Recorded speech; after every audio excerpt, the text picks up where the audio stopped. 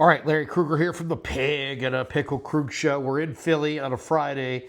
We'll give you the full update from Ninerland on a Friday as the Niners get ready to take on the Eagles here on Sunday in Philadelphia.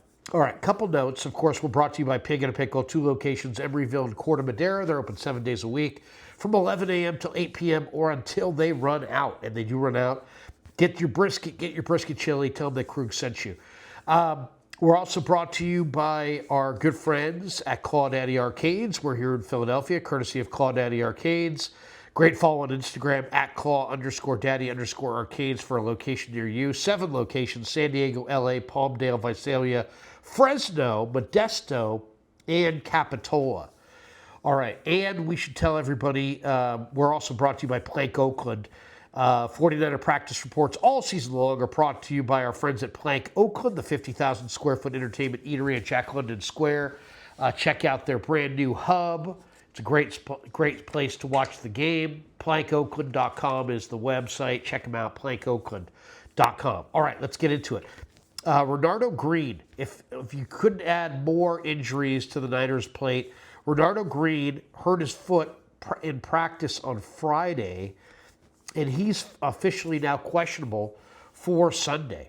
So, I mean, the beat just keeps going for the Niners. They're banged up, and now Renardo Green's banged up, and he's got a foot injury, and he might not go. And, you know, when you run out of corners, you're really cooked. I think the Niners are going to be challenged down the field by the Eagle receivers in this game.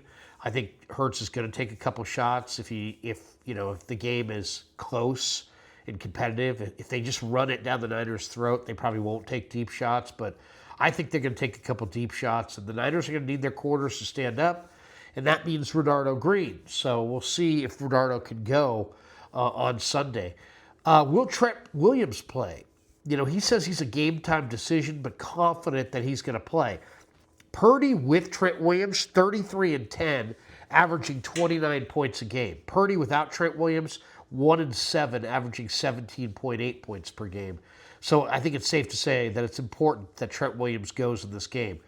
Can the Niners linebackers tackle? I think that's one of the big questions on Sunday. 17 missed tackles last week against Seattle.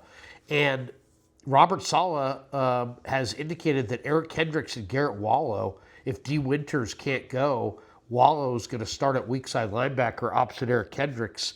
We may see Kazir White backing up at either spot throughout the course of the game. I would imagine you definitely will.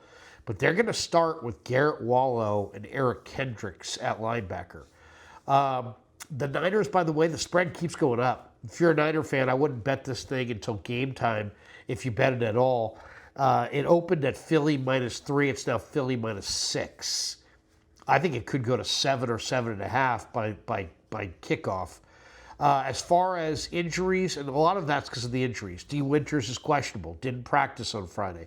Keon White did practice on Friday, but he's also questionable with the hamstring.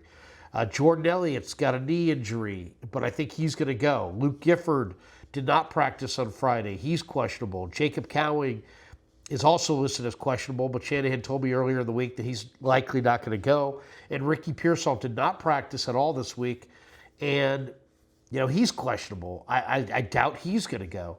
For the Eagles, they're much healthier. They're a much healthier football team. Lane Johnson, though, is questionable with a foot sprain. He is their starting right tackle. You could argue he's their best offensive lineman. Christian McCaffrey was nominated today for the FedEx Ground Player of the Year. We'll see if he gets it. Robert Saleh has been heavily sought after as a head coaching candidate. He won't actually formally interview with any of these teams until next week.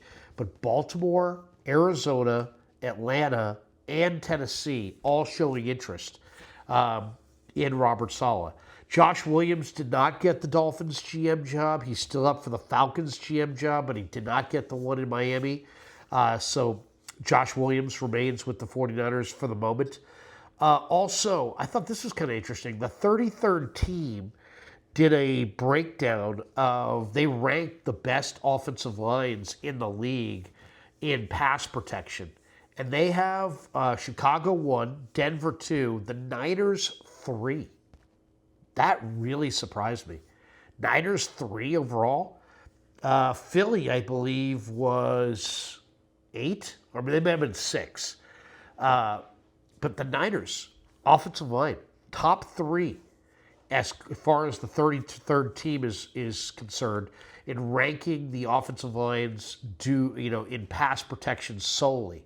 So the 49ers line, I'd like to see them run the ball against the Eagles, but their line, according to the 33rd team, is one of the best pass protecting units in football.